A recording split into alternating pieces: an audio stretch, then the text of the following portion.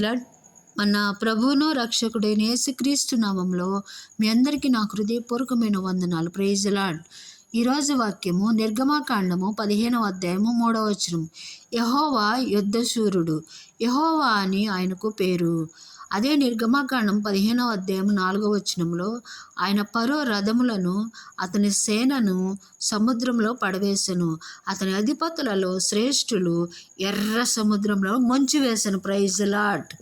దేవుడు మన పక్షాన ఉంటే మన శత్రువులను నాశనం చేస్తాడు. మన దరిదాపుల్లో కూడా ఏ శత్రు భయం లేకుండా రానీయకుండా దేవుడు మనల్ని కంచె వేసి కాపాడుతాడు. ఆయన కాపుదలలో మనం ఉంటే నిర్భయంగా ధైర్యంగా ముందుకు సాగుతాం. Praise Lord. హల్లెలూయా. ఎవరి భయము మనకు ఉండదని దేవుడు చెప్తున్నాడు. ఎవరి భయము మనకు ఉండదు. దేవుడే మన పక్షాన యుద్ధం చేసి ప్రతి శత్రువును హతమార్చి మన పక్షాన నిలిచి ఉండి ప్రతి శత్రువుని నాశనం చేసి మనలో ఉండి ప్రతి విషయంలో జయాన్ని కలుగజేసే దేవుడు మన దేవుడు. Praise lord. మన కంటికి రెప్పగా ప్రతి విషయంలో దేవుడు మనల్ని కాపాడుతున్నాడు. అట్టి కృప దేవుడు మనకు అనుగ్రహించండి. అట్టి దేవుడు మనకున్నందుకు మనం ఎంతగానో దేవుని యందు అతిశయపడాలి.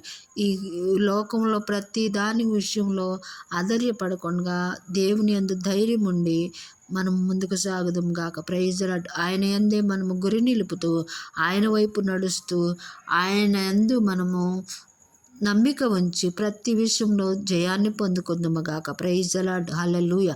అట్టి కృప దేవుడు మనకు అనుగ్రహించును గాక. ఆమేన్.